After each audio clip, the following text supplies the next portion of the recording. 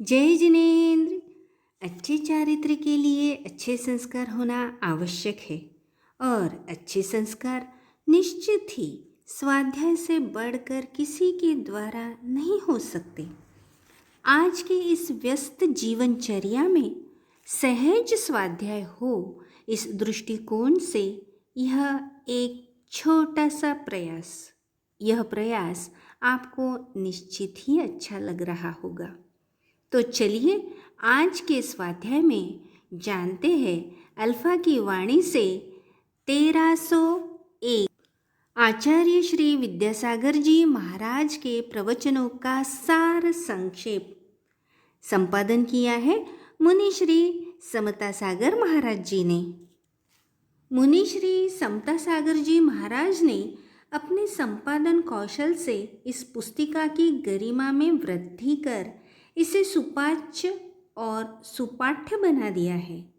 सागर बूंद समाय, सर्वोदय सार, सर्वोदय शतक एवं पूर्णोदय शतक के उद्धरण ऐसे अमृत बिंदु है जो हमें पूर्ण शांति प्रदान करते हैं। इस प्रामाणिक पुस्तिका का पारायण कर हम निश्चित रूप से समता पथ पर आगे बढ़ सकते हैं। वे कहते हैं, आचार्यों की करुणा और वत्सल भावना का ही यह परिणाम है कि उनकी छत्र छाया में रहकर अशक्त और अल्पज्ञानी शिष्य भी अपना कल्याण कर लेते हैं। आहा, क्या विनम्र भावना है।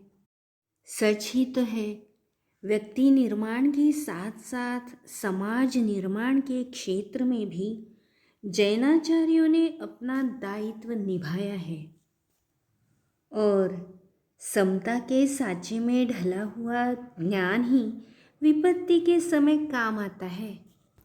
तो चले बढ़ते हैं आज के प्रवचन की ओर और आज का शीर्षक है दृष्टि बदलिए।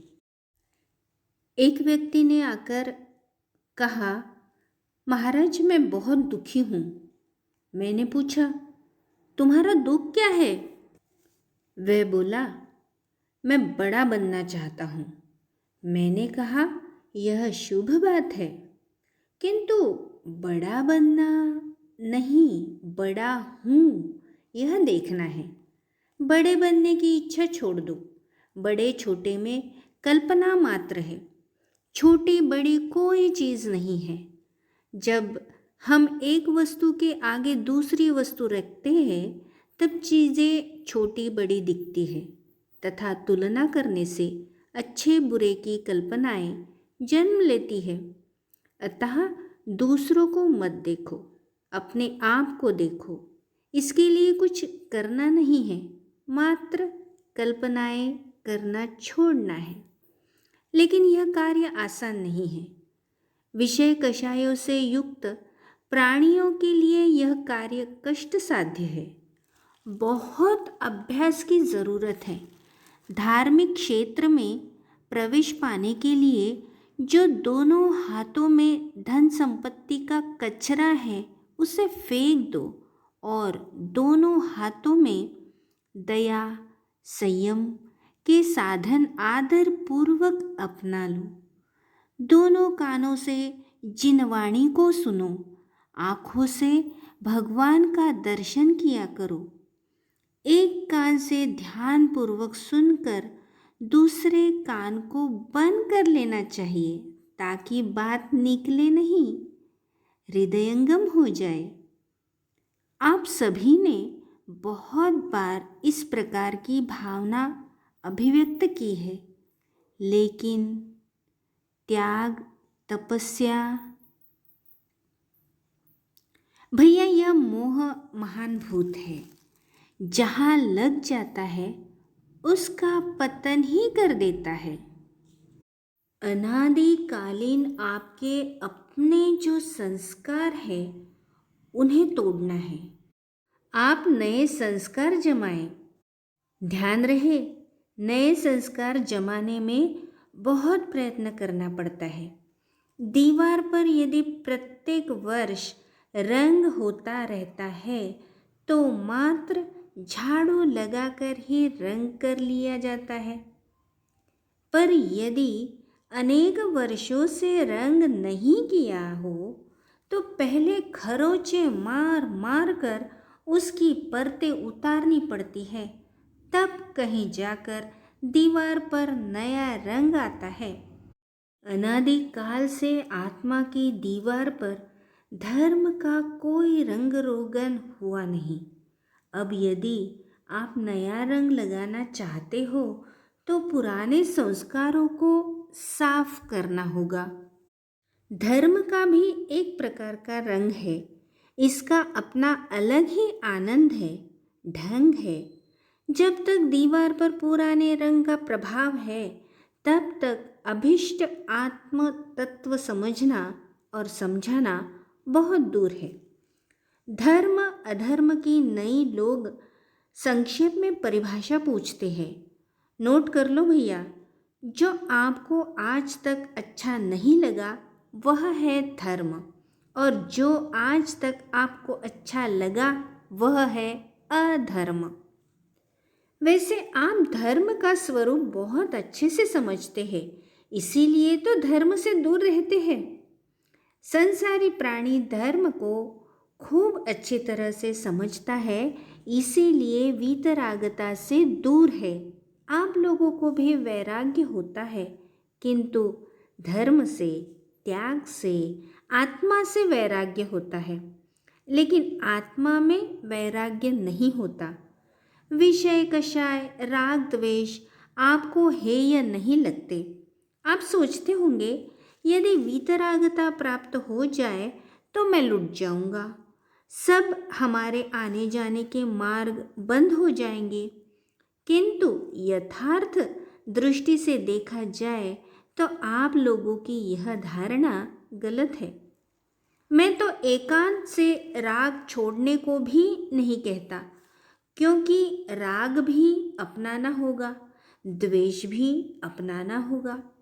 जब राग अपनी आत्मा से और द्वेष द्वेष से करने लगोगे तभी आत्मकल्याण की शुरुआत होगी। अपनी आत्मा को छोड़कर यदि तुम किसी से भी राग नहीं करोगे तो आत्मा में स्वस्वभाव में स्थित हो जाओगे। जितना राग पर से किया उतना राग यदि आत्मा से किया जाए, और जितना द्वेष वीतरागता से किया उतना अब द्वेष से किया जाए, तो समझ लो बेड़ा पार हो जाएगा, कैवल्य की प्राप्ति हो जाएगी, संसार समुद्र में तर जाओगे। जैन दर्शन जितना सरल है उतना अन्य कोई दर्शन नहीं। सबसे प्यार करना, सबसे मैत्री भाव रखना बड़ा कठिन है। अच्छा बुरा सबको कथनचित ठीक कहकर मान्यता देना बड़ा मुश्किल है। यह सब जैन दर्शन के उदार हृदय की महानता है। इस प्रकार के मार्ग पर आप कभी चले हैं क्या? यदि नहीं तो अब चलकर देखो, आनंद आ जाएगा। चलना महान है, चलने से मंजिल मिल जाती है। अनादिकाल से भटकता हुआ यह यात्री छोर पर आ जाता है। इसको फिर बार बार चारों गतियों में भटकना नहीं पड़ता। पर आपको तो घुमावदार रास्ता ही पसंद है, उसी में आनंद आ रहा है। कभी मनुष्य, कभी तिर्यंच, कभी नारकी, कभी देव, इस प्रकार आप कोलू के बैल की तरह घूम रहे हैं, वहीं वहीं पर बार बार इस संसार में।